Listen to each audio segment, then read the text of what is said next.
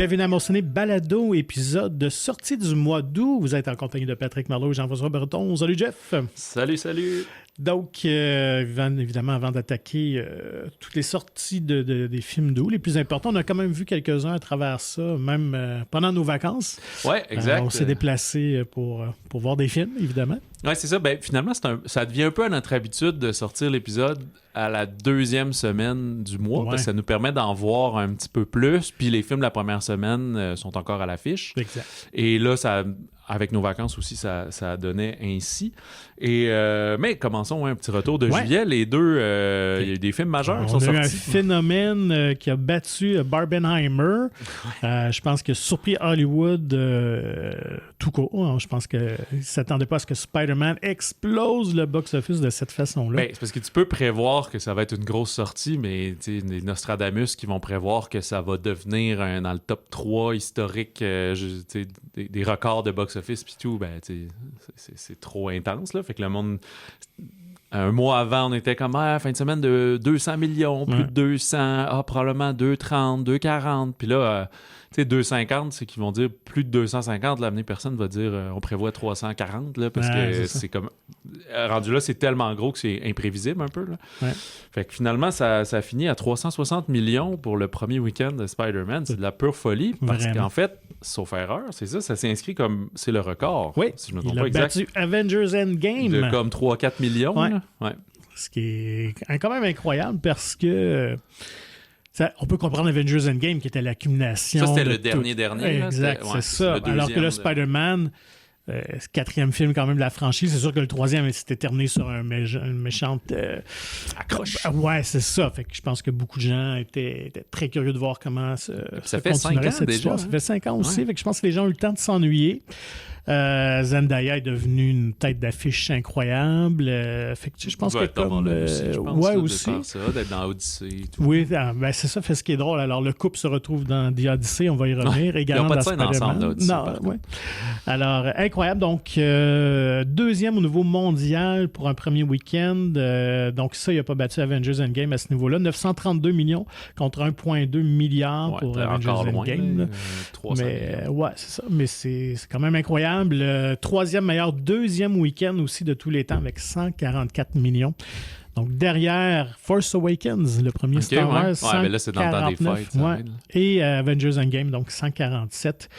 Au niveau domestique, il est présentement 7e de tous les temps. Alors évidemment, on ne parle pas de recettes ajustées pour l'inflation. Ouais, c'est ça, parce que sinon Titanic torcherait encore tout le monde. Là, c'est ça. Ou je pense que c'est Gone with the Wind puis Star Wars. Là, mais quand même, il est en 7e place en 13 jours. Puis là, c'est ça.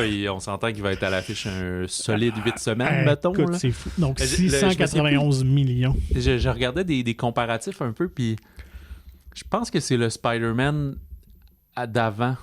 Parce que les Avengers aussi se sont quand même...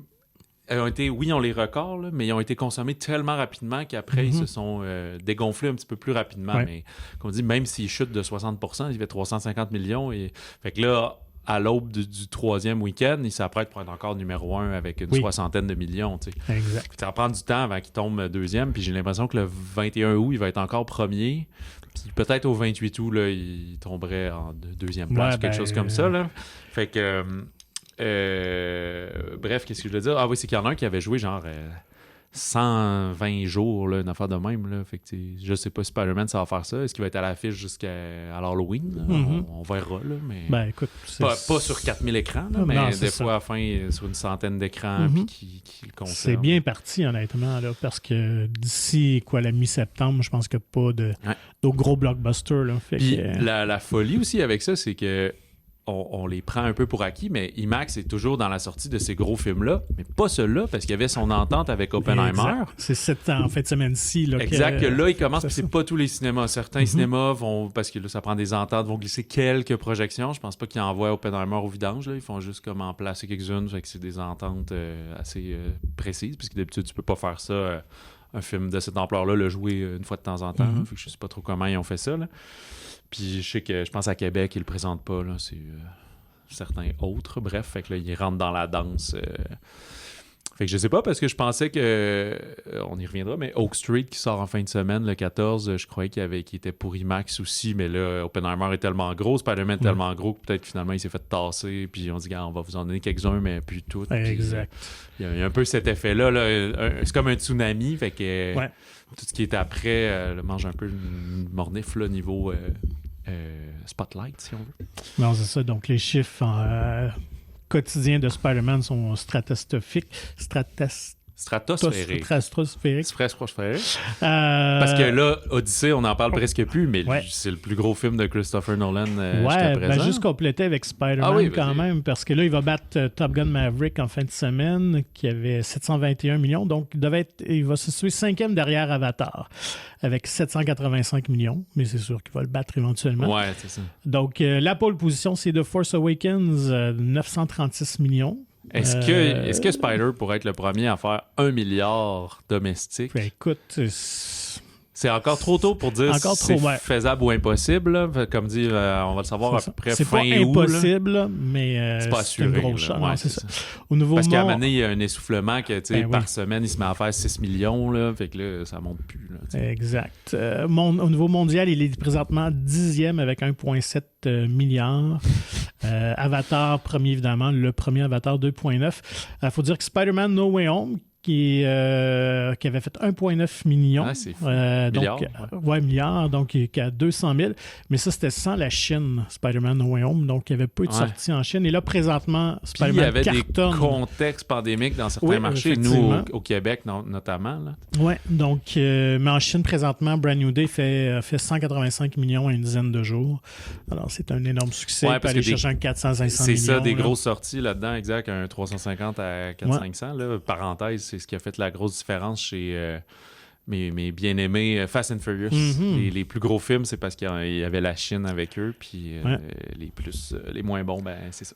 Et donc, tu mentionnais The Odyssey, le nouveau Christopher Nolan aussi, je pense qu'il peut-être surperforme un peu. Je pense surperforme ou sous? Oui, non, surperforme. Je pense que tout le monde s'attendait à un grand succès, mais est-ce qu'il fasse un 500 millions et plus, c'était peut-être pas sur la carte de bingo de tout le monde. Là, non, je pense qu'il est arrivé, c'est peut-être quelques semaines avant des insuccès comme Supergirl ou des trucs comme ça, ont comme ouvert la voie à même un Moana qui a déçu et tout, à dire on se réserve pour l'Odyssée, puis ça va être épique. Puis parler, juste le fait, même si la minorité des gens vont pas le voir en pellicule machin 70 mm IMAX, c'est juste à Montréal, ben je pense que ça en fait quand même jaser, puis ça donne envie d'aller le voir, puis les gens vont le voir en général. J'entendais récemment encore que justement pour le 70 mm IMAX à Montréal, c'est encore 3 semaines d'attente. Ou si tu veux, mettons les premières rangées ou genre 23h30 le soir là, pour un film de 3 heures. Là. Mais si tu veux des plages horaires de jour, d'après-midi, début de soirée, c'est 2-3 semaines de pré-vente. Là. Et je pense que Christopher Nolan est vraiment un des derniers noms de cinéastes qui déplacent des gens. Je pense qu'on peut le comparer à Spielberg dans les années 80-90. Oui, parce que Spider-Man, c'est pas passé Destin Daniel Cretton. Non, c'est Spider-Man, effectivement. Alors, et surtout Spielberg l'a fait, mais tu sais, pas aussi fort. Là. Je veux dire, il vient de sortir de Disclosure Day. Ouais. Il déplace des gens, mais pas à faire un milliard. Non, c'est ça, là. Ben, James Cameron. Ouais, c'est vrai, James Cameron. Curieux de voir si James Cameron. Hors Avatar, est-ce que ça a été la même chose? Exactement. Est-ce qu'avant qu'il arrête de faire des films, va nous offrir autre chose qu'un Avatar, là, ou ça va être ça jusqu'à la fin? Là, on va le voir à ce moment-là. Tu sais. Donc, The Odyssey présente, donc tu l'as dit, à l'échelle mondiale, le plus populaire des Christopher Nolan a battu The Dark Knight Rises, qui avait fait 1,08 million. Milliard, je ne sais pas juste million. Et The Odyssey, donc, rendu à 1,1. Mais au niveau domestique, c'est The Dark Knight encore en avance, qui avait fait 534 millions, celui-là, et non milliard. Puis là, il est à quoi? Et The Odyssey est à 472. Ah, donc, ça devrait y aller. Je pense qu'il va y arriver, effectivement. Dans 3-4 semaines, ça va être fait. Donc, il deviendrait seulement le 24e film à franchir la barre des 500 millions de domestiques. Tu sais, The Odyssey, on va reparler des Oscars. Là. Je suis pas mal sûr que techniquement, ça va gagner une coupe d'affaires. Là. Des fois, c'est pas ces films-là. Ou nomination absolument partout. Oui, c'est ça. Peut-être comédienne, peut-être plus étonnant. Peut-être qu'on irait sur un Matt Damon, mais comme il y a tout le temps un côté un petit peu plus action à tout ça, on dirait que c'est moins ces films-là qui en sortent. Je dis ça, mais Michael B. Jordan, c'était l'exception qui confirme la règle, peut-être. Et sinon, du côté québécois, Rédemption, qu'on n'avait pas eu la chance de voir, qui a pris l'affiche, lui, de 30 et 30, c'est-tu le 31? Le 29. Le 29. Mercredi 29 juillet. Finalement, c'était un très bon film, honnêtement. On vous le conseille chaleureusement. Puis là, il a dépassé les 600 000 $. C'est très bon pour un film québécois. En route vers le million. On rediscutera dans notre épisode de septembre s'il l'aura atteint ou pas. Là, exact. Il y a Françoise, je saute du coq à l'âne, mais Françoise, lui, il semble ne pas réussir à faire le million. Il va le manquer de peu. Mais ça ne veut pas dire que c'est un échec. Il vient de passer 800 000, il s'enligne vers peut-être 850, puis là, on verra s'il peut avoir le 900. Mais là, les écrans vont fondre prochainement. Puis 125 rue des Malaises qui lui a passé le 2 millions. 2,5 même, j'ai vu aujourd'hui. Ah ouais, ok, dans les derniers jours, ça s'est fait, ok. Fait que là, 3 millions, moi, je pense que c'est réaliste. Mais ça va se faire, là, ça va être moins rapide. Là, ça va se faire en septembre, je pense. Mais ça, c'est vraiment une belle surprise, honnêtement. Tout le monde était comme un peu sceptique, mais il faut croire que la belle distribution, les têtes d'affiche amènent les gens en salle, les déplacent. Et, exact. Ça semble jouir d'un bon bouche à oreille. Donc, tant mieux que ça prenait quand même... du succès pour nos films québécois, parce que cette année, c'était tranquille jusqu'à présent. Là. Mais là, avec tout ça, là, on ajoute Spider-Man, Rédemption, j'ai hâte de voir là, les comptes rendus qu'on aura à la fin de l'année, là, en janvier, février prochain. Mais il reste Villeneuve aussi à la fin de l'année, qui va être un énorme succès. Puis aux États-Unis, Dune et Avenger, que une grosse partie de leur argent va être faite en 2027, mais ils sortent quand même le 18 décembre, il va y avoir un 10 jours, presque 15 jours. Fait que ça va être j'ai hâte de voir les cumuls des dernières années de combien de milliards le cinéma a fait en 2026, mais d'après moi, ça va être pas pire pantoute. Pour l'été seulement, on est rendu à 4 milliards. Donc, ça, c'était l'été 23. Depuis le 1er janvier, tu veux dire? Oui, c'est ça. Donc là, c'est 2020. Ils ont surpassé 2023, qui était la meilleure année depuis la pandémie. Alors là... on espère évidemment rejoindre les années 2018-19, les grosses années records avant que mais j'ai l'impression qu'à cause de la pandémie, on saute les années 20, 21, 22, ça reprend en 23. Fait que là, on revient souvent à l'année d'avant qui était, puis 2017-18, c'était comme des années records. Là. Si on regarde, c'était comme la pointe. Fait que là, on pense que c'était le nouveau standard, mais ça l'est peut-être pas. Fait que ça se peut que si cette année, c'est un peu des vagues. Là. Fait que peut-être que cette année, on va égaler ou se rapprocher, mais probablement qu'en 27, on va redescendre un peu parce que ça peut pas être tout le temps. Toujours, c'est ça, phénoménal, quoi, qu'il va y avoir 2 Avengers en 2 ans. Là. Fait que ça peut très bien être ça. Mais... avec Toy Story, c'était toutes les grandes suites bien aimées là, qui sont toutes. C'est ça. Reste à voir, mettons, qu'est-ce qu'un. C'est pas les mêmes genres de chiffres, mais tu sais, si un Digger, par exemple, à l'automne est capable d'aller faire un 125 millions, ben ça va faire une grosse différence. Si ça devient plus. Oui, c'est un film un peu Oscar bait et tout ça, mais on est plus dans le 45 millions puis très modeste. C'est peut-être ces petites choses-là qui vont faire la différence. On peut pas miser à ce qu'il y ait plein de films qui fassent 950 millions domestiques. Là, c'est les petits chevaux là, qui font la différence. Juste en terminant avec Spider-Man, j'ai oublié aussi que dans le fond, il a battu aussi le record du premier week-end film québécois, pas film québécois, mais film à l'affiche au Québec. Au Québec, OK. Ouais, donc 6,4 millions. Ah ouais, OK. Donc c'est fou. Je pense que c'était Avengers Endgame aussi. OK, c'est quand même logique que quand il bat partout, il bat chez nous. Fait que, c'est ça. C'est ça. Rédemption n'a pas fait un Les Boys. Mais dans les top 5, j'ai vu qu'il y avait les 2 Super Mario. Quand même. Oui, mais en fait, film d'animation, film famille, le Québec est quand même très fort en général, dans le Disney aussi. Fait que c'est pour ça que quand on sort et qu'on analyse, là, on est dans ces chiffres-là. Peut-être qu'on fait moins de balado, fait qu'on se permet de discuter plus quand on en fait.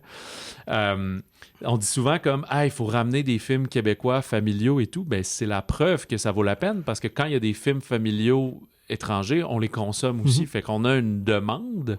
Après, il faut convertir ça en disant, bon, vous êtes habitué à la franchise de Super Mario, à Histoire de jouer, à ces choses-là, ben maintenant, prêtez-vous au jeu de Hanté, de Romain, de je sais pas c'est quoi les autres qu'il va y avoir cette année, là, j'oublie. Et non juste Angry Birds puis les grosses franchises, mais visiblement, on aime sortir en famille puis aller au cinéma, même si ça coûte cher, si ça coûte 100$. Si, non, il n'y a pas de gardienne quand tu sors en famille. Ouais, c'est ça.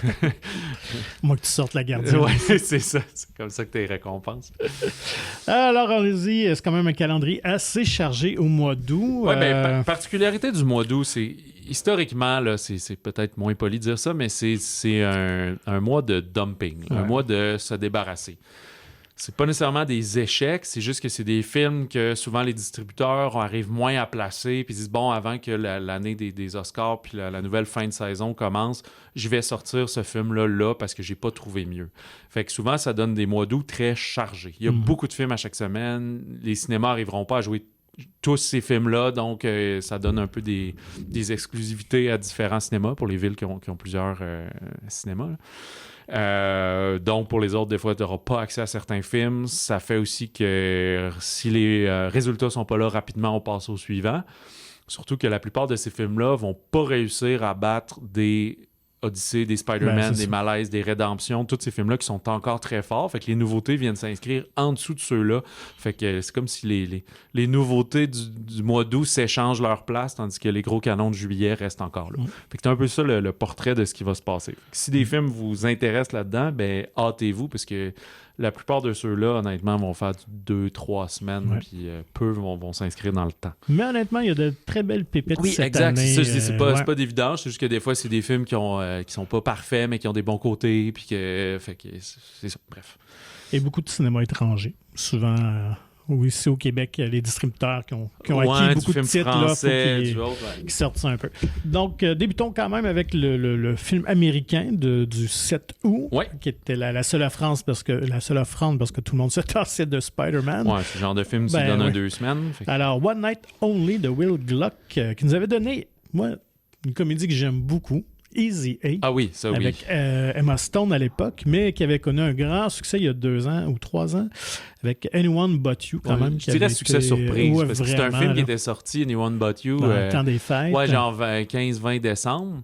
Mais il y a eu un gros boom en janvier, comme par après, ça il y a un bouche-oreille qui s'est fait, parce que je pense qu'elle a commencé avec 6-7-8 millions, puis finalement, elle a fini avec pas loin de 100 millions au box-office. Ouais, je pense qu'il y avait eu des succès TikTok à travers ça et tout, que le monde disait, la grosse promo et tout.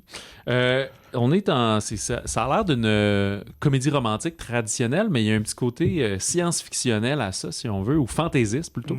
C'est Ali et Owen, qui sont 2 inconnus en quête d'amour, qui se rencontrent par hasard à New York, mais dans un New York où les célibataires ont juste la permission une fois par année d'avoir des rapports sexuels, un petit peu comme la purge, mais de cul. Fait que c'est ce qui se passe. Honnêtement, moi, j'ai pas eu le temps avec les vacances et tout de le voir. J'ai manqué de temps aussi. Je voulais le voir. C'est ce qui arrive. Mais de ce que j'ai vu, c'est des critiques appréciables, mais un peu comme je disais dans l'ensemble, qui n'arrivent pas à nécessairement sortir du lot. Mais un casting quand même de toute beauté avec Callum Turner et Monica Barbaro, qui ont l'air aussi à se tirer la pipe un peu. Puis je pense que dans cet univers-là, c'est que tout le monde ne veut pas nécessairement coucher avec tout le monde, mais il y a un côté de je prends la première offre que j'ai parce que c'est ma seule chance. Voilà. Et peut-être de tomber en amour au travers de ça. Il y a Maya Hawke aussi au générique. Que j'apprécie beaucoup. Non, moi, juste pour de Ethan et Uma Thurman. Oui, donc, mais la prémisse m'intrigue, honnêtement. Je trouve intéressant. Fait que c'est sûr que je vais essayer de me taper ça à un moment donné. D'autant plus que Monica Barbaro aussi, qu'on a vu plus tôt cette année dans Crime 101. Et voilà. Et de Top Gun Maverick, qui est aussi une star montante. Ouais, mais qui connaît le stardom, le védétariat quand même assez tard, parce qu'elle a 36 ans que j'ai vu. Ah ouais, ok, j'aurais cru qu'elle était plus début, fin vingtaine. Ouais, non, c'est ça. Alors, c'est quand même chouette qu'elle puisse s'épanouir comme ça. Et Callum Turner, qui est encore dans les rumeurs de peut-être le prochain James Bond. Hein? Bien sûr, bien sûr. Je sais, mais parenthèse, c'est que Denis Villeneuve, au courant de l'été, a dit qu'il amorçait le... le casting est débuté. Ouais, parce qu'il a fini Dune. Là. Le casting est fait ou il est en... Non, il est en cours de... Oui, c'est ça. Fait qu'il fait des auditions, puis il va prendre des cafés avec du monde. Là. Exact. Au Québec / au Canada, Tissé serré, Tight Lettuce de Harrison Hood. C'est avec Emmanuel Bilodeau, c'est un Anglais, Dakota Dolby, un Anglais, un Canadien anglais. Oui, Canadien-anglais, oui. Guy Jourdouin, Didier Lucien. Fait que c'est un film hybride Québec-Canada. Anglais-français. Anglais-français, je dirais quasiment 2 tiers anglais, 1 tiers français. C'est inspiré d'une histoire vraie, en fait, l'histoire du cinéaste. C'est. Du scénariste et comédien. Ah, c'est l'histoire de Dakota Dolby? Ouais, je pensais que c'était celle de Harrison Hood. Non, Harrison Hood, je suis allé voir un peu. Écoute, il y a 30 ans. Puis, écoute, il avait joué dans le journal d'un dégonflé. Ah ouais? Un petit rôle. Puis, mais c'est un Canadien, ça vient de Vancouver. Fait que c'est son ami, en fait. Je savais pas que c'était Dolby. Je pensais que c'était l'inverse. Fait que, comme la plupart des jeunes adultes, Joel essaie de bâtir une belle vie pour lui, puis sa blonde, puis discuter d'enfants et tout. Mais il est toujours freiné par son père, Bodo, qui est un homme, joué par Emmanuel Bilodeau, qui est un homme excentrique, qui souffre d'une grande dépendance à l'héroïne, puis au fentanyl, puis à se droguer, puis à avoir du fun. Fait que à chaque fois que le fils essaie d'avancer, il revient toujours vers son père, qui fait un peu pitié, mais qui est pas misérable. C'est plus c'est un bonhomme, il vit dans son camper, dans un tas de déchets. Il s'assume pleinement. Puis il fait des petites job-ins, puis il aime son gars, il veut revenir avec son ex, il se promène en moto, puis il va juste s'éclater la tête avec ses amis, avec justement Didier Lucien. Il travaille pour Guy Jourdouin, qui joue une espèce de magouilleur aussi, bric-à-brac, qui leur vend la drogue, puis qui leur fait écraser du raisin pour faire de la magouille, qui vit dans un bateau hors de l'eau, là, sur un terrain vacant. Fait qu'il y a une belle folie et couleur à ce film-là, mais c'est un film qui est très... je cherche le bon adjectif, mais comme non conventionnel, dans le fond. Iconoclaste. Ouais, c'est ça qui clash un peu. Puis il y a des belles relations, justement, familiales père-fils, mais qui, des fois, ça ramène à... C'est dans Rain Man, dans Rain Man, c'est l'inverse. Il dit laisse-moi t'aider. Ou j'ai vraiment barouetté la phrase, mais je me souviens qu'il y a comme Tom Cruise. Laisse-moi t'aider à t'aider. Là, une affaire de même. Okay. Là, je m'excuse de tout saboter ça, mais là, c'est l'inverse. C'est comment aider quelqu'un qui veut pas se faire aider, finalement. Fait que t'as beau le mettre en rehab, il va se sauver, ça ne tente pas. T'sais. C'est ce qu'on entend dans tout le monde qui a des dépendances. Tu peux pas sauver quelqu'un qui veut pas être sauvé. Là. Fait qu'il y a un peu de ça là-dedans. Il y a aussi, j'ai oublié, mais elle qui joue la mère du personnage d'Emmanuel Bilodeau, c'est France Castel aussi, qu'on adore toujours voir au cinéma, et qui joue justement cette mère qui, comme, tu sais, se tape sa tête que son fils de 55-60 ans soit drogué de même, puis avance pas dans la vie, puis soit tout croche, puis elle a toujours peur qu'il meure, parce que des morts au fentanyl, il y en a une puis un autre. Je me souviens plus si c'est clairement dit dans l'histoire, mais à la base, c'est que ça se passe dans l'Ouest canadien. Et c'est pour ça qu'il y a beaucoup d'anglais dans ce film. Fait que, moi, je trouvais que la bande-annonce, ça avait l'air très gros, mais en lisant quelques critiques, finalement, ça a l'air que c'est très nuancé. Toi, tu l'as vu? Oui, je l'avais vu à Ciné Québec en février. Fait que est-ce que ça correspond à ça? Oui, c'est ça. C'est pas grotesque. Bilodeau joue très bien, mais il joue quelqu'un qui a des tics, qui avance, mais c'est pas un film... c'est un film qui se veut quand même lumineux dans sa façon d'être, puis même un peu drôle, justement, pas ridicule, mais de dire, hey, tu peux, si tu passes toutes tes journées à être triste pour ce gars-là, t'en reviendras jamais. T'sais. Puis à la fin, au générique, il y a des images d'archives du vrai Bodo. Puis Bilodeau racontait qu'il l'a rencontré, là, il est encore en vie, puis c'est ça, c'est tout un bonhomme, puis il est content qu'il y ait un film sur lui, puis il est comme... Ben, tu sais, sans spoiler, c'est quelqu'un justement qui est inchangeable puis qui va être comme ça jusqu'à ce qu'il meure tragiquement ou étonnamment. Il y a de ces gens-là là, qui ont une santé incroyable. Parenthèse, quand on raconte que Guy Lafleur a un des meilleurs cardio, mais qui fumait top sur top, non-stop, puis tout. Puis t'es genre, OK, il y en a que c'est juste comme ça, puis c'est en se droguant puis en buvant, mais ils sont intuables. Ils sont faits en téflon. Voilà. Oui, autre chose. Je nous amenais du côté de la France, comme tu as dit, avec la comédie T'as pas changé de Jérôme Commandeur, avec un bon trio, Laurent Lafitte, François Damien et Vanessa Paradis, et Jérôme Commandeur aussi. 4 amis du secondaire se retrouvent 30 ans plus tard pour rendre hommage à un camarade décédé. En essayant de faire une soirée retrouvailles, mais qui vont, écoute, je sais pas si je m'égare trop, mais réaliser qu'ils sont eux-mêmes un peu exclus d'une soirée de retrouvailles officielle parce qu'ils n'étaient pas conscients qu'ils étaient les bullies puis que les gens les aimaient pas finalement. Et au travers de ça, on va essayer de replacer le casse-tête d'un événement tragique qui serait arrivé justement 30 ans plus tôt dans une fameuse fête de banlieue. Donc, moi, j'aime beaucoup cette idée-là, justement, que finalement, que ce soit eux les intimidateurs, les personnages principaux. Fait que je trouve qu'on s'amuse un peu avec les clichés des films de retrouvailles. Laurent Lafitte a la gueule pour avoir l'air d'un petit bully bum, un peu, là, qui pense niaiser pour faire rire, mais que finalement, il attriste les gens. Là. Moi, c'est dans mes coups de cœur de l'année, honnêtement. J'ai beaucoup apprécié cette comédie-là. Il y a du mordant aussi, quand même, par moment, avec le personnage de François Damiens, qui n'est pas toujours politically correct avec ses enfants. Fait que c'est très drôle. Vanessa Paradis vole le show aussi. On la voit pas si souvent dans les comédies, mais elle est toujours très bonne. Et là, même au cinéma en général, là, où c'est parce que les films, ils se rendent pas souvent ici, mais je pense qu'elle est allée à un point où elle sélectionne ses rôles, puis qu'elle n'est pas dans 4 films par année. Là. Non, c'est ça. Et j'ai eu la chance d'interviewer Jérôme Commandeur. L'entretien est déjà sur le site monciné.ca. Il fallait lire ça.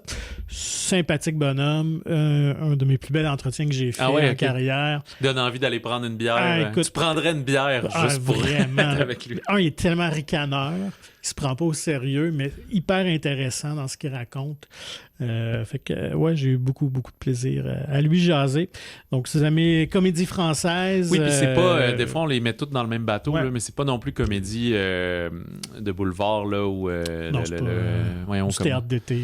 Ouais, c'est ça, mais je cherche le mot. Ouais, c'est ça, burlesque et vaudeville et tout, là. Non, c'est pas un huis clos et tout. Non, moi, je trouve que c'est une belle petite comédie avec du mordant. Très bien, mais hâtez-vous, parce que, comme on a dit, on est déjà en 2e semaine, puis ça... Le film a du mordant, mais il n'a pas mordu. C'est certain que c'est des films qui passent malheureusement trop vite ici sur nos écrans. Et voilà. Et rapidement aussi, c'est tout pour les amateurs de, disons, So Bad It's Good et de série B. Ice Cream Man de Eli Roth aussi est rentré au cinéma, là, d'une espèce de fantaisie de vendeurs de crème glacée qui donnent des produits qui... disons, enivrent les enfants et les forcent à tuer tous les adultes de la ville. Fait que c'est Eli Roth, il s'amuse à mettre du gore, des tripes, du sang et des enfants tueurs. Mais on y va plus pour se taper sur les cuisses que pour avoir une frousse. Ouais, parce que son dernier film aussi avait quand même un petit côté Thanksgiving là, qui se prend pas trop au sérieux quand même. Là. 14 août maintenant, donc... veux-tu qu'on commence avec Aux armes et citoyens? Oui, le gros morceau, je pense. Je sais pas si on parle du même non plus. Plusieurs raisons de se trouver une arme dans ce film-là. Non, là, je dis que la bataille de Gaulle, quand même. Première partie, donc Résistance d'Antonin Baudry. Oui, écoutez, on est en juin en 1940 et réfugié à Londres, le général Charles de Gaulle va lever une armée de Français clandestines d'un peu partout dans toutes les colonies, voilà, en Afrique, entre autres, pour aller libérer la France qui est tombée aux mains des Allemands. Alors, tandis qu'en France, on accepte ça puis qu'on collabore d'une certaine façon pour la plupart, puis disons les hautes instances, De Gaulle, lui, dirige de l'extérieur un combat en travaillant avec Churchill et jusqu'à ce que les Américains s'impliquent et tout là-dedans. Fait que... c'est pas un biopic de Charles de Gaulle lorsqu'il a 4 ans, il aime diriger ses collègues de classe. Non, c'est le portrait pendant la Deuxième Guerre, donc tout ce qui concerne la France. C'est la deuxième partie qui sortira un peu plus tard en septembre, donc sera de 42 à 45, je crois, donc vraiment avec la libération, évidemment, de la France et tout. Donc, tous les deux, on a eu la chance de voir le film quand même. Qu'en as-tu pensé? J'ai vraiment aimé ça. J'ai vu des critiques des fois un peu plus tièdes, aucune critique négative, mais un peu plus tièdes sur le bas. C'est un petit peu Wikipédia, comme on dit, mais ça reste un film historique. On va être beaucoup sur les faits. Et ça se veut grand public aussi. Oui, c'est ça. Puis c'est un film de guerre, c'est un drame de guerre, mais c'est pas Soldat Ryan qu'on est à la guerre quasiment du début à la fin. Il y a beaucoup de monde dans des bureaux justement qui essaient de diriger. Le gros enjeu qu'ils ont, c'est d'essayer de ramasser leur armée pour aller libérer la France, parce que lui proclame représenter la France libre, mais il est un peu, pas excommunié, mais renié de la France. Là. Il n'y a pas de titre officiel. Mais Churchill, ça fait son affaire de travailler avec lui, puis c'est beaucoup le jeu comme dans Risque des alliances, puis je vais t'aider jusqu'à temps que tu me nuises, là, je vais aller travailler avec les autres, parce que dans le début de la guerre comme ça, le but c'est d'aller chercher les Américains, mais les Américains, tant qu'ils ne se sentent pas attaqués, ils veulent pas entrer en guerre, puis c'est ça à chaque guerre mondiale, les conflits, là, dans le fond. Fait que, bref, c'est beaucoup ce jeu de pouvoir-là et d'alliance. Et voilà. Une très belle reconstitution historique, honnêtement. Il faut souligner le travail d'Antonin Baudry, pour qui c'est seulement son 2e long métrage. Quand même quelqu'un avec une longue feuille de route. Là, il a travaillé en politique au ministère des Affaires extérieures, a scénarisé une BD qui s'appelait Quai d'Orsay, qui a un gros succès au début des années 2010. Qui a bifurqué après ça vers le cinéma.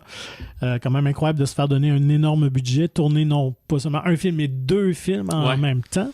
Pour un genre de 80 millions d'euros, je pense, fou, au total. Là, donc, bravo, il livre un film très accessible, très dynamique aussi. On est beaucoup dans le mouvement, malgré que tu dis qu'on est dans les jeux de coulisses, beaucoup de scènes de bureau, de conversation, mais toujours intéressantes. Oui, parce qu'à la limite, on est moins dans nécessairement la psyché de Gaulle plus que ses actions. Là, fait que ça mais avance. La reconstitution de la guerre, je pense que c'est Bir Kaim ou à Bir Kaim, en tout cas dans le désert africain. Là, le fort pour aider les Anglais à se sauver. Exact, et vraiment très c'est Benoît Magimel réussi, qui est au cœur de cette bataille-là. Ouais. Au générique, donc Simon Abkarian, qui est un visage routier, plus ou moins connu, mais ça. c'est un homme de cinéma et de théâtre depuis si longtemps.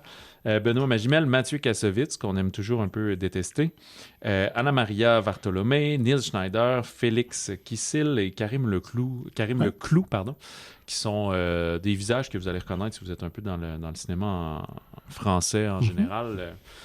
Solide distribution. Puis il y en a là-dedans qui ont des plus petits rôles, mais qui vont briller dans le deuxième volet. Donc, le premier s'appelle Résistance, le deuxième s'appelle Liberté. Il sort le 11 septembre. C'est sûr que le but, c'est que les 2 films cohabitent pendant un temps, mais écoutez, dépêchez-vous d'aller voir ceux-là, surtout qu'il va y avoir des meilleures plages horaires maintenant que quand le deuxième prendra aussi l'affiche. Au Québec, c'est sûr que c'est un peu plus dur qu'en France, où justement les 2 films cet été étaient à l'affiche. D'énormes succès, plus de 2 millions d'entrées quand même pour chacun. Oui, c'est ça. Ben là, le deuxième, je pense qu'il est en train de le prendre là, son 2 millions d'entrées. Ouais. Puis, ils sont sortis à peu près un mois et demi avant, là, au mois de juin. Oui, fait que c'est vraiment du gros cinéma, ça vaut la peine. T'sais, je pense que ces films-là existent aussi suite au succès de Monte Cristo puis de... Bien sûr. Voyons, Les Trois Mousquetaires, c'est une œuvre historique, là, c'est pas comme une fiction, mais cet engouement-là de faire du cinéma français à grand déploiement comme on n'a pas vu depuis très longtemps.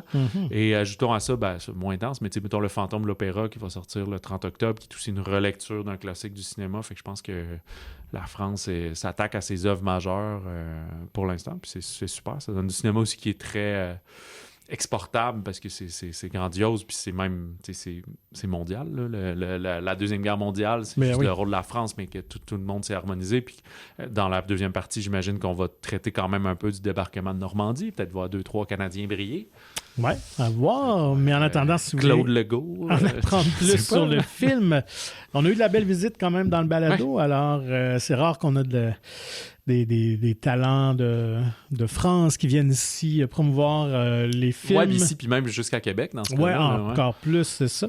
Alors, on a eu la visite du réalisateur et co-scénariste Antonin Baudry, la co-scénariste et directrice artistique Bérénice Villa, qui est aussi la conjointe d'Antonin Baudry, et pour qui c'était une première expérience en écriture, en direction artistique. OK. Je pensais que t'allais dire en podcast. Non. C'est quand même assez incroyable. Et puis, Simon Abkarian aussi, qui évidemment interprète de Charles de Gaulle. Alors, on a discuté une vingtaine de minutes. Je les sentais quand même fatigués. Ils étaient arrivés quand même, ça faisait pas longtemps, au Québec. Mais très belle conversation, très intéressante. Ça, moi, j'ai pas pu y prendre part, mais voilà. Si tout se passe bien, c'est déjà en ligne pour cet entretien-là. Sinon, du côté américain, le gros film de cette fin de semaine, du 14 août, c'est The End of Oak Street de David Robert Mitchell, qui nous avait donné l'étonnant et cultissime It Follows, qu'on était plus dans l'horreur un peu fantaisiste. Mais là, il rend hommage à Steven Spielberg des années 80. Oui, on lui doit aussi Under the Silver Lake, qui est plus niché, mais qui a quand même aussi un genre de culte autour avec Andrew Garfield, là, qui joue une espèce d'enquêteur amateur là, qui essaie de retrouver une jeune fille disparue. Au bout de Oak Street, au Québec, les 2 grosses vedettes, Ewan McGregor et Anne Hathaway, son quatrième film. Troisième film cet été, 4e film cette année, sera aussi dans Verity en octobre, fait que savourez-la, là. 5 films cette année, d'après moi, on la revoit plus pendant 4 ans après ça. Après qu'un mystérieux événement cosmique arrache Oak Street à la banlieue et transporte leur quartier dans un lieu inconnu, la famille Platt découvre rapidement que sa survie même dépend de sa capacité à rester unie pour naviguer dans un environnement désormais méconnaissable. #dinosaure. Alors oui, j'ai pas vérifié, mais je suis pas mal sûr que David Robert Mitchell a entre 38 et 45 ans. Considérant qu'il y a déjà 2 films, d'après moi, je lui donnerais plus 45 ans, mettons. C'est Bad Robot, donc la société de J.J. Abrams, qui lui aussi déjà semble être un aimant de Spielberg et de Amblin et de ses films de jeunesse. C'est directement ça. C'est un film qui se passe dans les années 80. 51, quand même. 51, voilà. Donc presque mon âge. Ouais. Fait que qui se passe, c'est ça, en 82, donc pas de cellulaire, des Walkman, les BMX. Des BMX, de la musique de ces années-là. Donc vont être transportés dans un monde de dinosaures, vraiment leur quartier, survivent à ça. Je le souligne, des dinosaures à plumes, hein? Alors peut-être serez-vous choqués. Non, c'est les nouvelles théories. Idée. Voilà, exactement. Puis ça ramène beaucoup l'idée que si tu penses être en sécurité dans ta maison, fuck all. Et un film, j'ai oublié de revérifier s'il était général déconseillé, mais je serais pas surpris qu'il serait 13+, parce que on se souvient du premier Jurassic Park comme genre « Oh, les dinosaures nous font peur », mais tu sais, à part le gars qui se fait manger dans les toilettes, puis Jeff Goldblum qui est comme blessé à une jambe, c'est assez soft, là. Ben, le garde-chasse se fait manger par un raptor, mais c'est tout un peu hors écran. Ouais, c'est ça. Là, c'est quand même sanglant. C'est pas des tripes ouvertes à la Eli Roth, justement, mais des cadavres, puis des traces de sang, puis le monde se font pas juste emporter pour mourir hors écran. Là. Ils se font déchirés. Ouais, des fois, le monde se sauve, puis il y en a un qui se fait manger devant nous. T'sais. Mais Robert Mitchell est un réalisateur très esthétique dans cette veine-là, des beaux plans, une belle direction photo et direction artistique, justement avec un... Je pense pas que c'est filmé en 35, ça doit être numérique puis retravaillé au grain, là. Je veux pas... Peut-être que c'est filmé en pellicule, là. Mais il y a cette chaleur-là un peu... justement de chaude journée d'été, mais à travers un grain moins blasté. Fait qu'on n'est pas dans les couleurs flash, on est plus dans le terne un peu, là, d'une certaine façon.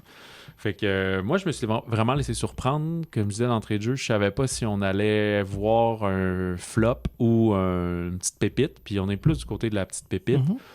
Quoique, même si c'est une aventure familiale, je pense que c'est un film qui vise justement plus les milléniaux, les Gen X, toi, c'est ça?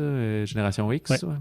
Et fait que du monde qui vont y aller par nostalgie voir ces films-là, que, ouais, comme je disais, c'est plus un 10 ans et plus, là. Allez-y pas à 7 ans comme les derniers Jurassic Park, mettons, Jurassic World, là. Il va un peu plus trash que ça, là, quand même. Ouais. Sans être un film d'horreur, là, c'est juste aventure, mais graphique. Ouais. Donc non, moi, j'ai beaucoup apprécié aussi. J'ai aimé, évidemment, tout ce clin d'œil à cette période-là. Pas pour rien que je pense qu'on le met en 82, l'année de la sortie de E.T. aussi. Ah, OK, ouais. Donc, David Robert Mitchell recrée, évidemment, le prototype des films de Spielberg et Amblin, Back to the Future, Gremlins, E.T. Poltergeist, donc cette famille nucléaire, mais pas parfaite, qui menace d'imploser. Ouais, c'est ça. Mais que l'adversité arrivera peut-être à réunir. Premier amour et moi et tout ça, traité très légèrement. Donc, à ce niveau-là, récréation d'époque très bien fait. Moi, je trouve qu'on évite les clichés du genre. Parce que, comme tu dis, même s'il rend hommage à ces films-là, moi, je sens qu'on le ressent plus dans l'esthétique puis dans la direction du film, qu'en ayant fait, tu as mentionné BMX, mais il n'y a pas de bout où il y a un petit dinosaure dans son panier puis qu'il prend un jump, c'est pas, on recrée pas des plans pour plans en voulant émuler, c'est plus, je pense qu'il a vraiment bien synthétisé l'essence de ces films-là et il le refait à sa façon. Un peu à la manière de Stranger Things, c'est ça aussi qui fait son succès et sa curiosité. Fait que vous avez aimé Stranger Things, je pense que vous allez aimer honnêtement The End of Oak Street. Fait que j'ai hâte de voir si les jeunes vont être attirés aussi d'aller voir ça. C'est vrai que Stranger Things, c'est un bon comparatif, c'est assez... il y a un peu de frousse là-dedans, si on veut. Moi, j'ai fait un saut à certains endroits. Il y a un snap de dinosaures. Il y en a qui m'ont surpris, mais il y en a un qui vraiment, là, en tout cas, à un moment donné, c'est quelqu'un dans un genre de cabanon garage, puis il essaie de se sauver, puis il y a comme un dernier snap qui m'a surpris. Quelques twists quand même dans tout ça. Puis c'est un peu ça. Qu'est-ce que je voulais dire? C'est juste moi, personnellement, si je peux dire. J'ai comme un sentiment partagé, un mixed feeling, que je ne sais pas si c'est bien ou pas, mais j'accroche au fait que pourquoi est-ce que les bons films comme celui-là, puis tu sais, je veux pas avoir oublié tout le passé puis tout, mais ça me travaille un peu que ce bon film-là soit pas contemporain, mais soit plus en revenant des années 80. Tu sais, il y a un petit côté de c'était bien mieux avant, tu sais. Mais je comprends que pour les personnages, en même temps, il aurait pu avoir des cellulaires, parce que quand l'événement arrive, tous les réseaux cellulaires, tout est off puis tout. Fait que tu sais, il a dû se poser la question de est-ce que je le fais contemporain ou dans le passé, ouais. ou tu sais, puis des fois, je suis comme, mais pourquoi est-ce qu'on n'arrive pas à créer quelque chose qui se passe aujourd'hui, puis qui est bon, ben oui, ils reviennent dans l'ère jurassique, là, mais tu sais, qui est bon, pourquoi il faut qu'il soit dans les années 80, mais tu sais, c'est sa lettre d'amour, puis il fait le film comme il veut, puis j'ai aimé ça, mais on dirait qu'il y a juste quelque chose qui me chicote, puis ça fait pas que j'ai moins aimé le film, justement, je me suis vraiment laissé surprendre, mais je sais pas s'il y a un côté là-dedans de, tu sais, c'était mieux avant, puis c'est juste différent, parce qu'il y en a encore des super bons films aujourd'hui, films de dinosaures peut-être moins, là, mais fait que je sais pas. C'est une pensée qui se développe en moi, mais j'ai pas de finalité à tout ça. Mais ça m'agace un peu, mais ça me chatouille, mais je sais pas quoi faire avec cette idée-là. C'est peut-être juste ça serait intéressant de lui jaser. Mais effectivement, je pense que c'est tout simplement un désir de recréer un film comme lui avait vu quand il était enfant dans les années 80, puis de dire, regarde, on va triper avec cet esthétisme-là, qui est quand même très hot qu'à l'écran. Quand même, il y a quelque chose des années 80, fin 70, début 80. Tout à fait, parce qu'en fait, c'est début 80, donc c'est plus un look des années 70 et tout, là, c'est normal. Là. On n'est pas dans le flashy fluo 85. C'est ça, puis je mentionne, je suis pas agacé négativement, c'est juste qu'on dirait que ça m'a comme... Puis allumer une petite lumière, puis faire comme, pourquoi c'est... Mais j'aime ça, mais pourquoi c'est de même, puis pourquoi c'est comme... Puis je veux pas tout oublier, il y a bien des films que j'ai aimés cette année, puis tu sais, je blâme pas l'Odyssée de se passer. Il y a une unité d'années, là, c'est correct, là, il y a pas... Je sais juste pas quoi faire avec cette pensée-là, mettons, tu sais. On va où ailleurs pour la suite? Excuse-moi, 14. Il y a... c'est des sorties plus modestes, mais en fait, il y a 2 films qui ont des sorties limitées, puis qui vont avoir des sorties plus larges la semaine prochaine. Teenage Sex and Death at Camp Miasma, un film de Jane Schonbrun, à qui on doit entre autres à ça de TV Glow, et qui reste aussi dans... On reste là-dedans, cette nostalgie, justement, ici des années 70-80 et des premiers slashers. Ça met en vedette Gillian Anderson et Anna Einbinder, qui est plus une humoriste, mais qui s'est fait connaître dans une série télé que j'ai oublié de noter, je m'excuse. C'est une cinéaste, donc Einbinder joue une cinéaste qui est chargée de relancer une franchise de slashers très populaire. Imaginez Friday the 13th ou une affaire comme ça là, qui en a trop eu puis ça s'est perdu en cours de route ou Halloween, par exemple. Et qui va aller à la rencontre de l'actrice du premier film qui était la Final Girl. Scream Queen / Final Girl, qui est maintenant recluse puis qui a racheté justement le fameux Camp Miasma du premier film. Fait que c'est pas très Friday the 13th avec comment il s'appelle, le lac... Crystal Lake et tout. Puis qui est un peu weirdo, puis qui collectionne ces affaires-là, puis il va y avoir une espèce de magie autour de ça, de genre, et si les films naissaient d'eux-mêmes, puis dans le fond, personne ne les fait, on vit les films pour que les films existent, t'sais. Fait qu'il y a cette lettre d'amour à cet univers-là, au côté surtout sexuel de ces films qui sont des films d'ados à leur façon, puis que souvent c'est un peu la morale, c'est comme ceux qui laissent aller à leurs instincts libidineux sont les premiers à périr, puis souvent c'est la vierge qui va survivre à la fin. Exact. Le personnage de Einbinder est très consciente aussi que je pense qu'elle est dans le côté queer, fait que c'est un peu, puis c'est une femme, fait que c'est pour ça qu'on lui demande à elle de refaire le film pour que ça, socialement, ça paraisse bien. Fait que c'est un film contemporain, mais qui revient beaucoup sur, justement, les années 70-80 dans son traitement, son esthétique. Ça a joué à Fantasia. Comme je dis, ça sort juste au Forum puis au Cinéma du Parc, puis un peu plus large le 21. C'est un film distribué par Mubi, fait qu'un peu plus large, ce sera pas 3800 écrans. Là. Et j'avais eu la chance de le voir il y a quelques temps, là. J'ai vraiment, vraiment, vraiment aimé ça. Plus réussi que TV Glow, justement, moins... cryptique. Même s'il y a des codes qui sont similaires, mais plus accessible dans sa façon d'être. Peut-être plus jouissif, autant côté sexuel que des kills ou des morts qu'ils peuvent avoir au travers du film. Tu sais, on se moque, le méchant est complètement absurde. C'est Pyramid Head. il me semble que c'est ça son nom, puis il y a comme une tête de bouche de ventilation, là. C'est comme dans les écoles, là, à plusieurs lattes de métal, puis il se promène avec une hache, puis il fait juste tuer le monde dans le camp qui sont en préparation, dans le film, là, dans le film qui est dans le film, là, en préparation de l'ouverture du camp, fait que là, tout le monde couche avec tout le monde, puis ils font des feux, puis ils s'isolent, fait qu'ils se font tuer par cet instinct meurtrier-là, fait que très proche de Friday the 13th, justement. Fait que, mais c'est pas, de la manière que je l'écris, c'est pas parodique. Le film se prend au sérieux, mais avec un côté un peu fantaisiste plus que léger. Là. C'est pas un film de peur, là, pas du tout. Moi, j'ai bien hâte de voir, honnêtement. Ouais. J'ai pas eu la chance, mais c'est dans ma liste absolument. Je sais qu'il y a un très bon buzz en plus. Fait que, je sais pas si tu vas adorer, mais c'est sûr que ça va toucher à certains de tes points, mes intérêts. Tes intérêts. L'autre film comme ça qui a ce même traitement de sortie étape par étape, c'est Tony de Matt Johnson, le Canadien qui est derrière Blackberry et plus récemment Nirvana, The Band, The Movie, The Show, etc. Et qui, mine de rien, commence à avoir une filmographie vraiment intéressante. Bien avec sûr. Des sujets vraiment variés, je trouve ça le fun. Ben là, en fait, c'est un film américain fait avec A24, fait que ça, c'est tout le temps un très bon tremplin pour des réalisateurs un peu plus indépendants. Ça met en vedette des bons newcomers. Dominique Sessa, qu'on avait vu dans le Holdovers. Ouais, The Holdovers, film de Noël. Léo Woodall, qu'on voit de plus en plus, et récemment dans le film de... Nuremberg, entre autres. Nuremberg, mais aussi le film de cambriolage qu'il y avait eu au début de l'été, là, de lui qui avait une super audition. Oui, il y avait une super... j'ai oublié le titre. Tuner, ouais. C'est un accordeur de piano. Et Antonio Banderas. Eh bien, qu'est-ce qui se cache dans Tony? Ben, c'est la jeunesse de Anthony Bourdain. Anthony Bourdain, le grand chef cuisinier tristement décédé, qui s'est enlevé la vie. Hein, si je me souviens bien, en 2018 que j'ai noté. 10 ans à peu près. Mais ici, on est en 76, alors on revient toujours dans le passé. C'est un aspirant écrivain de 19 ans qui va accepter un emploi d'été dans un restaurant de Provincetown parce qu'il veut juste se rapprocher de la fille avec qui il est en amour puis elle travaille là, fait qu'il va aller travailler là. Puis il va rencontrer un chef joué par Banderas qui va lui transmettre petit à petit ses notions de cuisine. Là. Fait que c'est le côté biopic, mais celui qu'on aime, c'est-à-dire pas toute sa vie en 2 heures, mais plutôt vraiment un événement, un moment charnière de sa vie et tout. Et surtout ce fameux 19 ans où on est comme young adult en train de chercher qui tu seras quand tu seras plus grand. Même si tu penses que tu sais déjà tout à ce moment-là.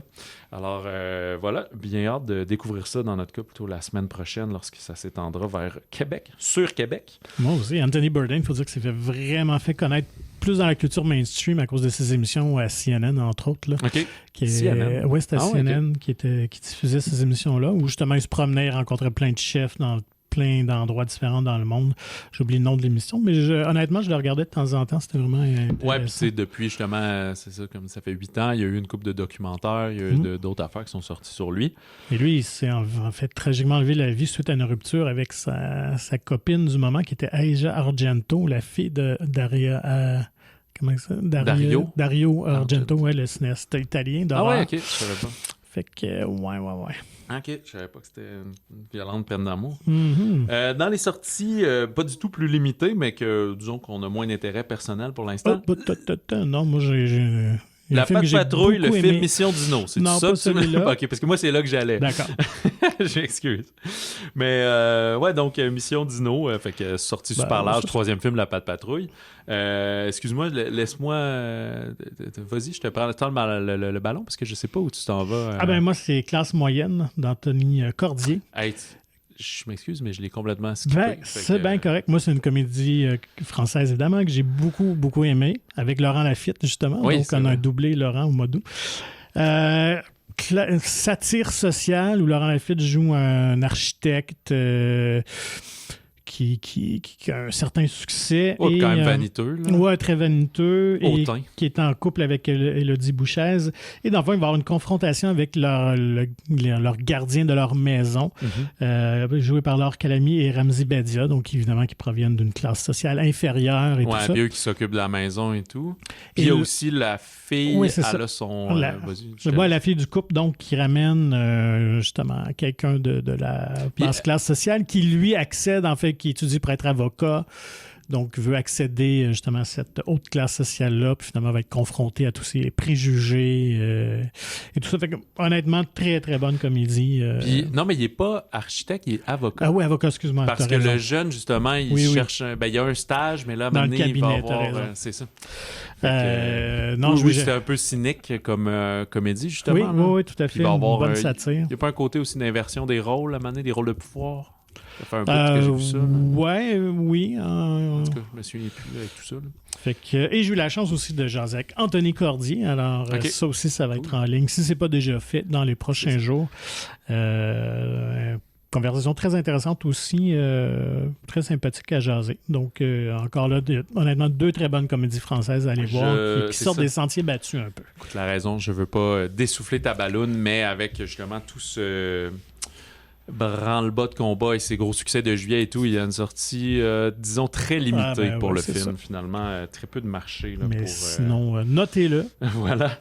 Et dans ce même genre de sortie aussi très limité, The Rivals of Amziah King de Andrew Patterson. Je le mentionne surtout parce que sa mère vedette, Matthew McConaughey, qui est quand même un comédien, je sais pas si chouchou, mais apprécié parce qu'il a eu quand même certains rôles iconiques, et un Oscar, entre autres. Mm-hmm. Après le décès de sa mère, Kateri va retrouver son ancienne famille d'accueil, donc Amziah devient son mentor et lui révèle des talents cachés. Fait que c'est un apiculteur qui va se retrouver un peu... trimé dur pour essayer de stopper une espèce de gamique dans la ville qu'on pourrait comparer à un... j'ai oublié le film avec Julia Roberts de Soderbergh. Erin Brockovich. Exactement. Il y a un petit côté de même, sauf que lui, il est plus les mains dans le terrain qu'avocat, dans ce cas-là.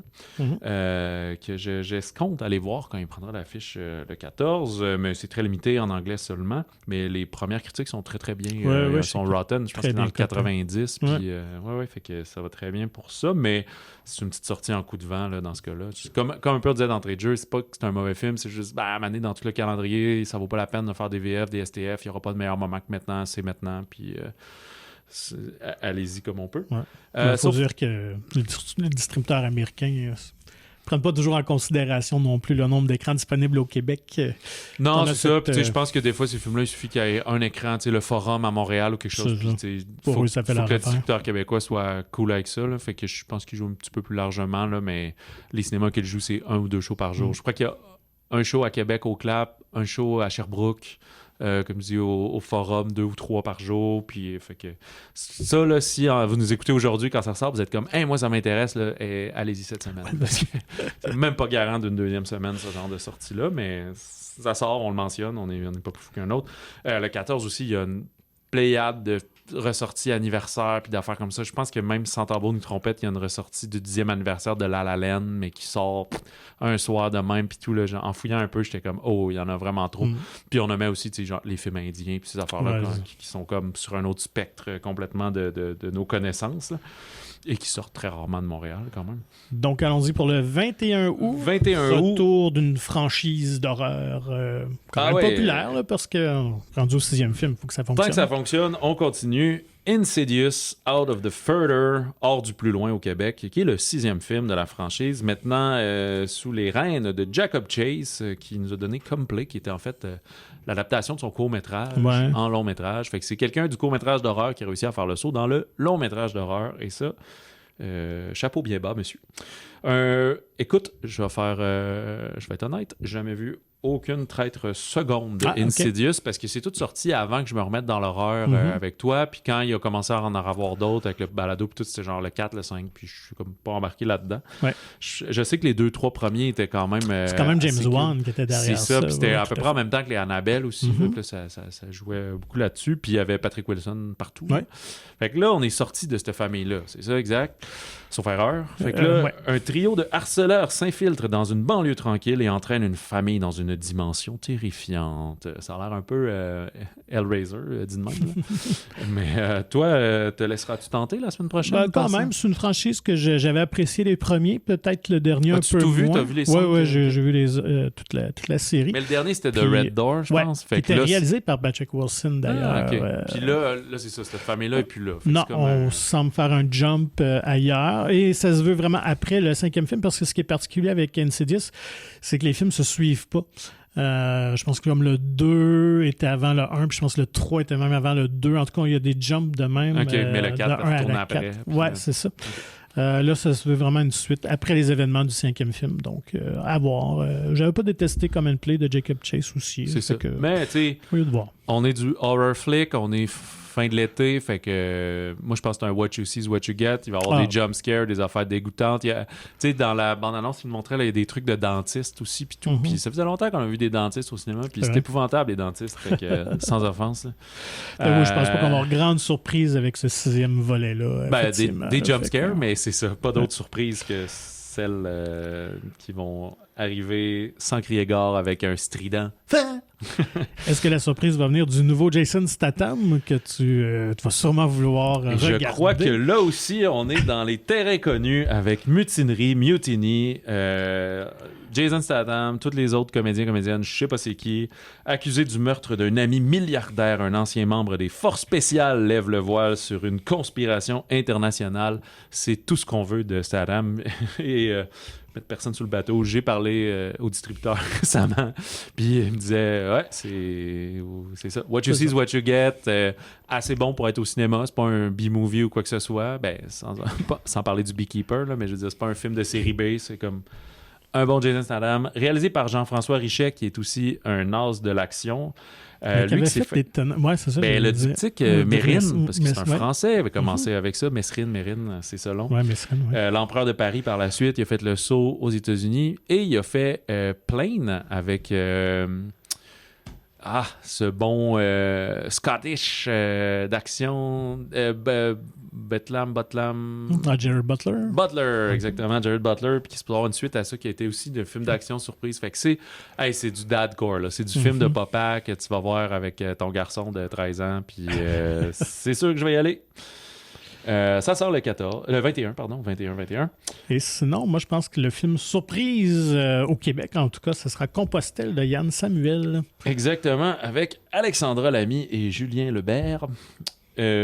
Fred et Adam, Fred étant la fille jouée par Alexandra Lamy, c'est un duo qui se connaissent pas, qui vont devoir traverser Compostelle parce que elle cherche à avoir un emploi c'est dans une école ou en tout cas c'est un programme d'aide aux enfants délinquants pour dire l'adversité qu'ils vont tu sais, ça fait un peu Katimavik là, mais c'est pas des délinquants là, mais tu sais l'adversité qu'ils vont connaître à faire Compostelle, donc marcher je sais plus combien de kilomètres là, c'est genre 1000 plusieurs semaines en fait. Ouais, c'est ça, va lui donner la force de retrouver le droit chemin. Fait que c'est un petit bum. Puis elle aussi, elle a eu comme un incident dans son dernier emploi, fait que c'est un peu sa chance de retrouver... C'est sa deuxième chance à elle aussi, finalement. Et il y a un peu le cliché de, ben, tu sais, lui, il est trop... c'est un duo atypique, là, fait que là, lui, il est trop, pas ténébreux, mais tête brûlée, là, puis il est fonceur, puis il est violent, puis il a une rage. Impulsif. C'est impulsif, voilà, ça résume tout ça. Puis elle est plus contrôlante, puis stricte, puis elle veut trop materner, puis dire écoute-moi, je sais la vérité. Fait que ça va leur donner droit à des froids, des scènes où ils vont se rallier. Les deux ont leurs difficultés au travers de ce périple-là, dans le fond. Ouais, c'est un drame quand même très touchant, qui est inspiré, en fait, de ce vrai programme là qui existe absolument en France que je ne connaissais pas. Magnifique film parce que ça a été tourné vraiment sur la route de Compostelle. Ouais. Donc, on a droit à des décors incroyables. Ça me donnait le goût à moi et ma conjointe de faire ce pèlerinage-là. Ou une partie, peut-être. Oui, c'est ça. Je sais pas, je fais je pensais 2 mois à peu près. Mais honnêtement, très grand public, un beau message, porteur d'espoir. Je pense du classique bien fait, comme on dit. Ouais. Je pense c'est un gros succès en France. Oui, tout à fait. Donc, très touchant. Plus d'1 million d'entrées, 1,2, quelque chose de Oui. Fait que c'est dans les gros films de l'année. Alexandra Lamy... très efficace dans ce rôle-là. Ça, c'était elle qui était dans Un gars, une fille français ou c'est sa sœur? J'ai jamais... Je sais pas. OK, il me semble que c'était elle avec Jean Dujardin. Ça se fait bien. Puis je pense qu'ils ont été vraiment un couple pendant quelques années suite à ça. Ouais. Parce que sa sœur, son nom m'échappe, là, qui était dans le fameux film La Brigade, le film de cuisine et tout. Oui. Moi aussi son nom. Une autre Lamy, mais en tout cas, Alexandra. Spa Weekend, comédie du duo John Lucas et Scott Moore, là, eux qui sont derrière entre autres Bad Moms et cette série-là. Fait que ce genre de comédie de situation Ayla Fisher, Leslie Mann, Anna Faris et Michelle Buteau. L'escapade de 3 copines dans un spa luxueux pour sortir de la routine familiale, des tâches ménagères, de la charge mentale, dans un luxueux spa de Palm Springs, mais va être un peu gâché ou disons pimenté par l'arrivée imprévue de leur autre amie, qui est justement l'expression du jour, tête brûlée, qui est plus fofolle. Fait que voilà, comédie de gag, tu sais, très... ben c'est ces gars-là, mais tu sais, Judd Apatow, Adam Sandler, ce genre de trucs, gag physique, gag de sexuel. Ouais, humour un peu gras et tout ça. Mais j'avais bien aimé Bad Moms, honnêtement, dans le genre. J'ai vu le premier, pas la suite, par contre. Il y avait un Christmas, je pense, ensuite. Fait que Weekend au Spa, qui sort le 21. Dans quelques cinémas, il y aura aussi le Magic Faraway Tree, l'arbre enchanté de Ben Krager, avec Andrew Garfield et Claire Foy, et même, je pense que c'est Rebecca Ferguson qui joue la méchante là-dedans, une espèce de sorcière. T'as bien fait de me rappeler, parce que j'ai interviewé les réalisateurs aussi. No way! Ouais, no way, quand José! même, donc, assez rare que je puisse avoir accès. J'aurais aimé ça parler à Andrew Garfield. Mais c'est-tu américain ou c'est britannique? C'est britannique, okay. Effectivement. En fait, c'est basé sur une série de romans hyper populaires. En fait, l'autrice que je ne savais pas, parce qu'en lisant un petit peu quand j'ai fait de la recherche, c'était cité comme si l'autrice, je pense, la plus vendue dans le monde, quelque chose comme ça. Ouais. Son nom ne me disait rien, Enid Johnson, mais c'est elle qui a fait le Club des 5. C'est une série de romans qui date des années 50, qui roule encore aujourd'hui. Là, c'est plus elle qui les écrit. C'est un plus vieux livre, c'est pas un livre... ça date des années 50, 40, 50. Et est également aussi la créatrice de Oui Oui. Je ne sais pas si ça dit de quoi ce personnage de Oui Oui. Moi, c'est un peu populaire, mais quand j'étais plus jeune, mais très français. C'est surtout le succès français, en fait, qui est... par les traductions, mais l'arbre enchanté aussi, c'est plus vieux, ça? Oui, c'est ça. Ça date des années fin 40-50. Il y a eu, je pense, 5-6 romans. Fait que t'as pas pu parler à l'autrice, de ce que je peux comprendre. Non, c'est ça. Mais très sympathique réalisateur. Fait que ça aussi, ça va être prochainement en ligne. Puis il y a même une capsule vidéo parce que c'était filmé. Fait que là, c'était vraiment comme quand j'avais fait Undertone. Fait que, c'est ça. C'est filmé en direct de leur studio. Fait que c'était très, très cool. J'espère avoir plus d'occasions comme ça. Mais honnêtement, le film, j'ai eu l'occasion de le voir, évidemment, avant d'interviewer. C'est très sympathique. C'est une vibe très Paddington. Fait que on est dans cet humour-là anglais. C'est pour une espèce enfants, bienveillant. D'arbre enchanté qui les amène dans un monde...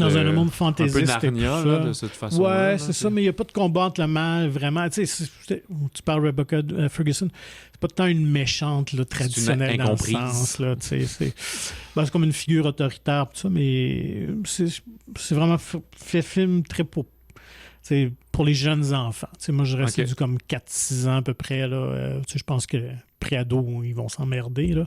Fait qu'on vise une clientèle très, très jeunesse, mais c'est comme un film de bonne valeur. Puis artistiquement, c'est intéressant aussi. Au niveau esthétique. Fait que bref, si vous cherchez un film familial, justement, qui sort un peu des chemins battus qu'on voit offert par Hollywood, c'est une belle réussite. C'est un sentier en forêt hors piste.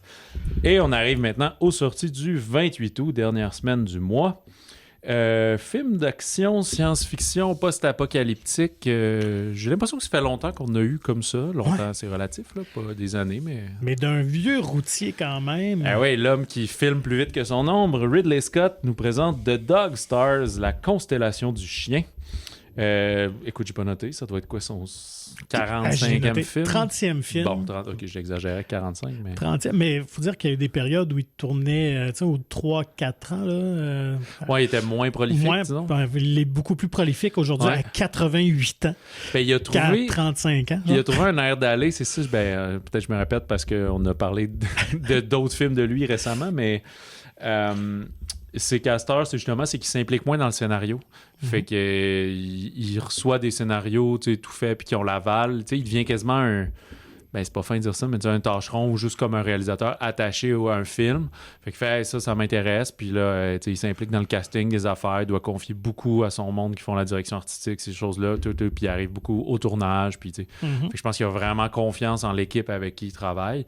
Mais au lieu d'être un Nolan, par exemple, qui, même s'il fait des films quand même assez souvent, là, qui est prolifique aussi, mais travaille sur le scénario, sur la production, sur tout, ça, c'est des années où tu tournes pas puis tu peux pas être dans 10 000 projets, Ridley Scott a trouvé le moyen de dire même si Gladiator c'était à moi, je fais confiance au monde, je fais ça, puis et j'ai l'impression qu'il y en a beaucoup dans le pipeline aussi, tu sais, voir comme 10 projets, c'est feu, puis là, hop, à un moment donné, lui il est prêt, let's go, c'est lui qu'on fait. Exactement, c'est ça, mais je pense que la manière saine de ça, c'est d'être pas en train d'écrire chez vous les affaires, tu sais. Je dis pas qu'il est pas impliqué dans ses projets, je dis juste qu'il l'est pas pendant 8 ans, 24 heures sur 24, mais je pense qu'il n'a pas écrit beaucoup de scénarios, puis je pense peut-être même aucun, il faudrait vérifier. Mais, ça se peut. Il connaît ses forces à ce moment-là, tant mieux. Ça a été vraiment plus un réalisateur. Donc, mais Dog Stars... Puis encore là, sauf erreur, c'est l'adaptation d'un livre. Oui, d'un roman de 2012 de Peter Heller, que j'avais noté. 10 ans après qu'une pandémie ait décimé les États-Unis d'Amérique, un jeune pilote qui survit sur une base abandonnée capte une transmission faisant renaître en lui l'espoir de tout arranger les choses. Avec Jacob Elordi, je l'ai mis 2 fois, Josh Brolin, Margaret Qualley, Guy Pearce, Benedict Wong. Ça a l'air cool, un film d'action dans le fond, un peu, tu sais, je dis sci-fi, c'est plus parce que c'est post-apo, il y a eu une guerre et tout, là. Ils n'ont pas des fusils laser puis des robots, là. C'est pas dans cet esprit-là. T'en as-tu entendu parler un peu? C'est encore ce genre de film qui est secret, embargo, pas de visionnement. Oui, c'est ça, tout à fait. Non, écoute, les bandes annonces sont très intéressantes, là. Ça peut être vraiment... bien comme film. Jacob Elordi, je pense que c'est là le premier film qui va porter sur ses épaules. Il a co-leadé avec... mais c'était plus Margot Robbie. Exactement. Fait que j'ai hâte de voir ce que ça va faire aussi. Il n'a pas été autant action. Même. Comment? Il n'a pas fait autant action que ça. Non, c'est ça. D'habitude, il s'éloigne de ces genres de films-là. Il a travaillé beaucoup dans le cinéma indépendant suite à son éclosion dans Euphoria. Mais il y avait une filiale... Créature dans Frankenstein. Gladiateur, quand même, parce que c'était Paul Mescal, à l'origine, qui devait jouer dans le film... Dans Dog Stars, finalement, un conflit d'horaire et tout ça. Alors, Jacob Elordi est venu le remplacer. Donc, est-ce que ça va cimenter sa pole position pour être le prochain James Bond? Ben voilà, Callum Turner, lui, c'est le mois pour les voir briller. Sinon, autre film complètement différent. Je vais aller là. Je ne sais pas si tu l'avais haut dans ta liste, mais c'est L'intérêt d'Adam de Laura Wandel. Oui, un film belge avec deux sensations. Léa Drucker, qui est...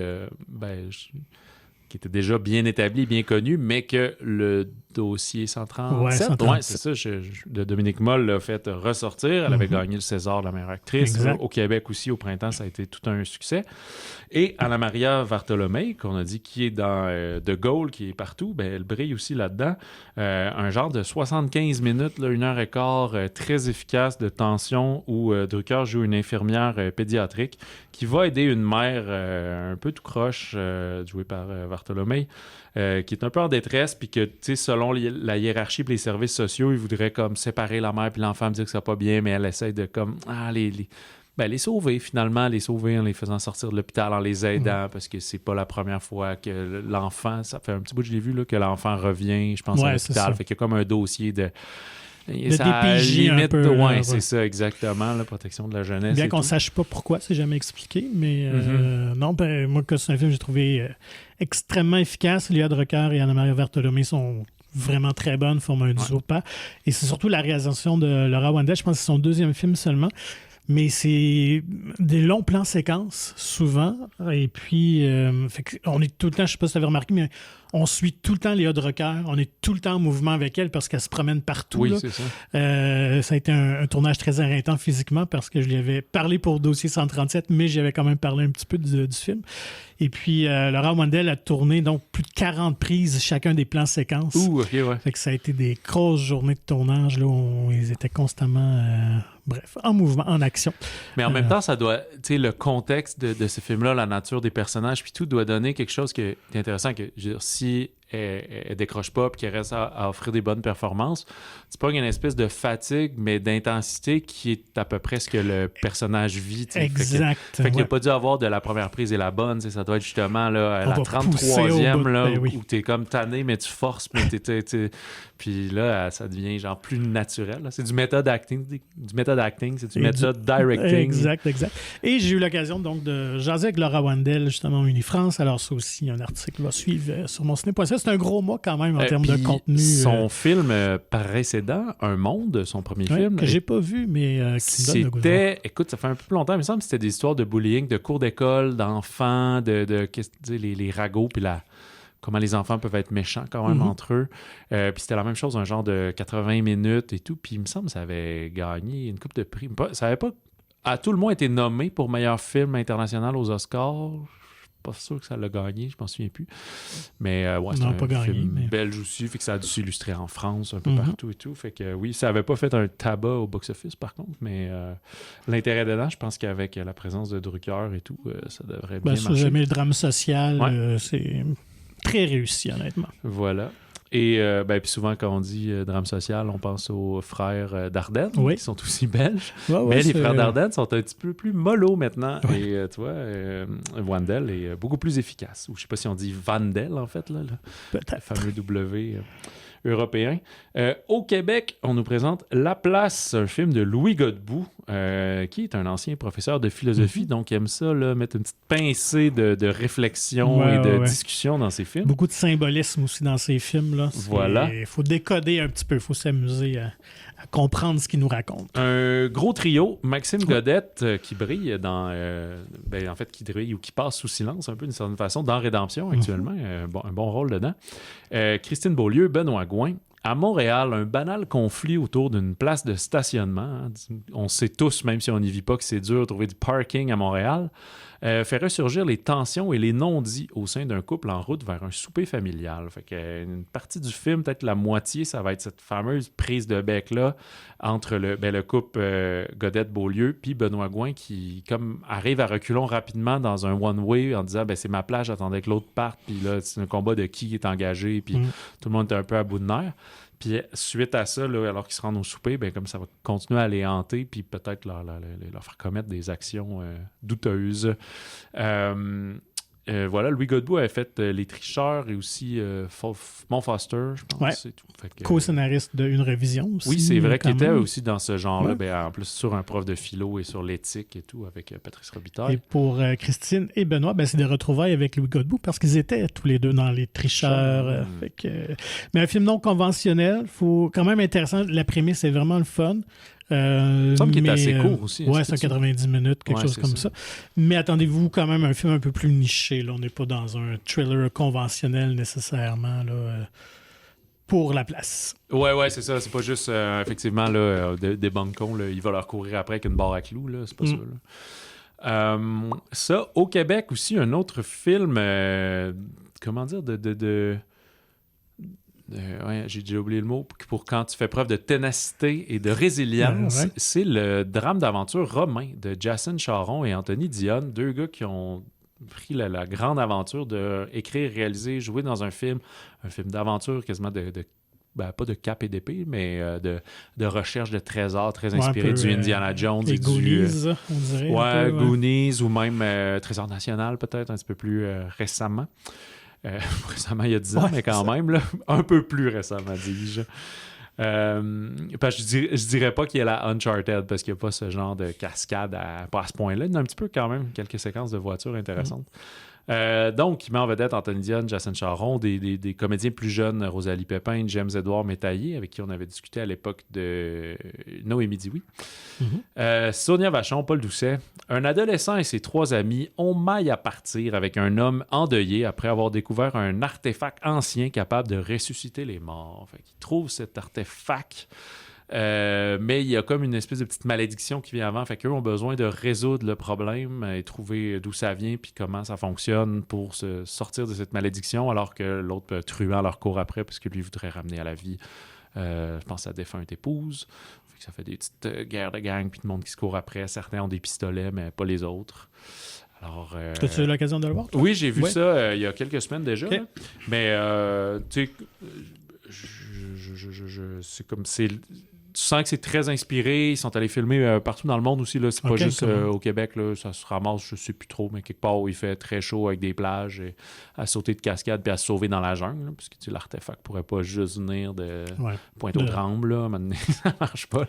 Du Mont-Royal. C'est ça. Fait qu'il y a comme une prémisse justement là, d'anciens conquistadors, colons français, puis à faire que ça serait ramené ici, etc. Puis, il y a aussi, c'est drôle, il y a, l'humoriste qui est devenu maire, Sylvain pas Sylvain Marcel, mais lui qui a un faux œil aussi, mais pas Dominique Sillon. Il y a beaucoup d'humoristes qui ont des problèmes d'œil. Sylvain Larocque. Sylvain Larocque. Ah ouais, il est devenu maire? Oui. Okay. Député, maire. En tout cas, il fait de la politique à Longueuil, si je me souviens bien. Peut-être pas maire, mais je pense qu'il est député. Okay. Et ouais, c'est ça. Puis c'est lui qui joue le fameux, tu sais, t'as toujours ça, l'espèce de spécialiste de cette affaire-là, de l'artefact qu'il faut qu'il retrouve pour qu'il les aide à, etc. Là, il y a vraiment une grosse brochette d'acteurs, parce que je pense que peut-être que justement, avec des moyens plus limités, puis tout, ils ont réussi à avoir des faveurs de plein de monde en leur donnant toute une journée de tournage, ce qui donne une grande galerie de personnages, puis de quoi de très intéressant. Mais oui, je mentionnais, il y a une couple de séquences, puis de cascades d'action qui sont très bien faites, puis les gars, ils croient à jouer et tout. Ils sont un peu limite pour au début du... Tu sais, ça se passe un peu des vacances d'été, mais au début du film, là, être à la fin du secondaire, là, ils ont beaucoup de barbe, là, genre, ce classique-là du film. C'est du secondaire Ouattata. Ils ont probablement début vingtaine, puis c'est ça, là, ils sont... C'est exact, là. Mais tant que tu mets pas quelqu'un de 14 ans avec eux autres, là, ça marche pas. Ici, ils ont tous 22, puis ils jouent 16, là, 17, mettons, là, on va embarquer.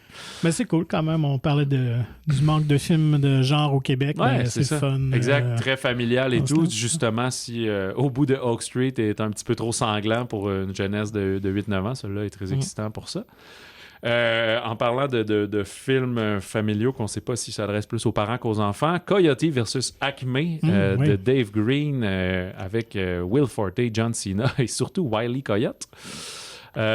C'est Wile E. Coyote là, qui court toujours après le Roadrunner puis utilise des produits Acme qui finalement ils pètent toujours au visage et font défaut. Mais là, vraiment tanné de ça, va voir une infopub un peu plus américain là, de le cabinet d'avocats. Ouais, de recours collectif, de genre hey, vous avez été lésé par Acme, c'est pas de votre faute, c'est eux qui ont des mauvais produits. Fait que embarqué dans mon aventure. Sauf que finalement, l'avocat que personnifie Will Forte est aussi un peu menteur, puis souvent quand les choses se corsent trop, il est comme accepte un règlement, puis regarde, on va passer à autre chose, sauf que Coyote va demander de persister davantage. Et on a, c'est ce qui donne une comédie, tout à fait. Et on a un style là, très Roger Rabbit ou les premiers Space Jam. Là. Fait que les personnages, je pense que le récent aussi, je l'ai pas vu le deuxième. C'est pas les... Tu sais, si on mélange l'animation puis la prise de vue réelle, mais c'est vraiment du 2D flat là, pour les cartoons. Ne sont pas 3D. Et c'est très méta tout ça aussi comme approche. Là, parce que je sais que c'était inspiré d'une série d'articles dans le New Yorker Magazine. Donc, l'auteur a juste amené cette idée-là de farfelu de créer un faux procès avec le coyote et tout ça. Puis finalement, ils ont publié un livre au milieu des années 90. Fait que je trouve la prémisse vraiment géniale. Là. Mais j'espère que ça va être plus du type Roger Rabbit que Space Jam. Là. Ouais, non, c'est vraiment plus ça. J'ai vu des premières critiques en ligne. Puis oui, c'est sûr que, tu sais, je veux dire, le fond de l'affaire, c'est que est-ce que les Looney Tunes fonctionnent encore chez les jeunes puis tout? Pas sûr. Là. Fait que je pense que c'est un film comme qui s'adresse Oak Street, que c'est plus les 35+, vous allez vous amuser avec ça. Déjà aussi, John Cena est aimé de pas mal tous, là, mais Will Forte, c'est du SNL de début 2000 puis tout, là, c'est plus adulte. Il y a vraiment un parcours aussi avec ce film-là. Tu t'en rappelles? C'est celui qui avait été tabletté par la Warner en 2023. Un de ceux, avec Batgirl.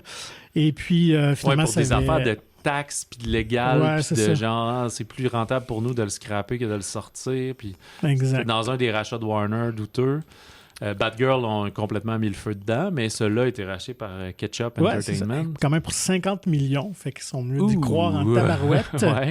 Mais ça avait comme ça quand même créé un tollé en ligne, là, tout ça, que le film sortait pas, puis c'est ça, c'est depuis 2 ans là, qu'il y a vraiment parce qu'il devait sortir en 23. Ouais, c'est ça. Mais que les fans voulaient, alors on verra enfin le résultat de ça, Coyote vs. Acme. Et je crois, dernier film que justement peut-être les fans veulent voir, c'est Body de Casper Kelly.